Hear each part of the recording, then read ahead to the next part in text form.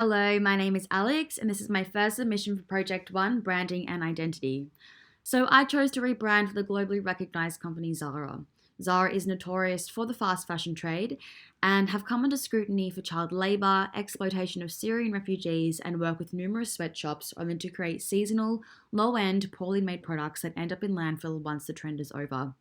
My aim is to rebrand the company and to move forward with a total revamp in sustainably considered designs, manufacturing, and ethos. So, through analysing and comparing different brand marks, I was able to understand and associate brands with their given meanings and identifications. For example, comparing the high end brands like Izumiyaki with more ethically considered mid range branding like Magneta, I understood that it was imperative I incorporated some sort of dialogue that led to the brand being sustainable. It was interesting collating the position map.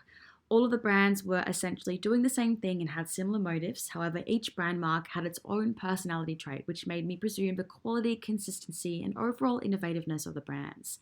For example, personally, I found the primitive figure focused brands had connotations of tackiness, whereas the type focused contemporary branding were more pristine and prestigious. So, when looking at the case studies, they all had one thing in common. They weren't just ethically considered and sustainably manufactured brands, they all had elements of activism, charity, and assistance. They weren't just a brand, but a movement in themselves.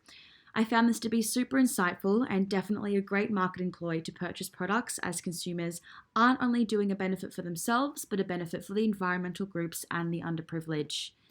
I also found that all three sites were super user friendly with mainly earthy tones and bold accents to accentuate certain slogans and philosophies that they adopted.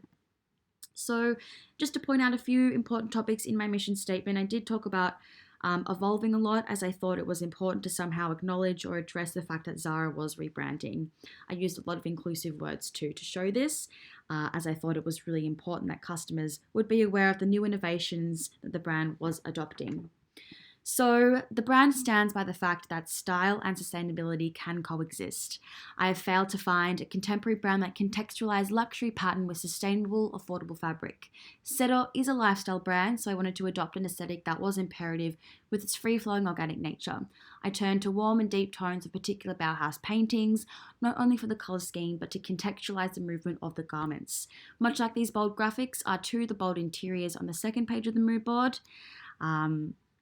They align with the colour scheme and are innovative, modern, yet still have heritage and history. These are designs that are timeless, and Cero is timeless. When choosing a brand name, I conceptualized with copious names, however, was always drawn to short syllable, quick and sharp names. The name Cero was originally derived from the initial name Zara. By swapping out the two A's for the two O's, it created Zero. This was my initial concept, as zero would stand for zero waste, zero discrimination, and zero contribution to greenhouse gases. I thought that this was not creative enough, so Sarah was adopted and born, as it means zero in Spanish. And I thought it was also important to keep the company's Spanish roots and essentially pay homage to its Spanish founders, Amancio Ortega and Rosalia Mera.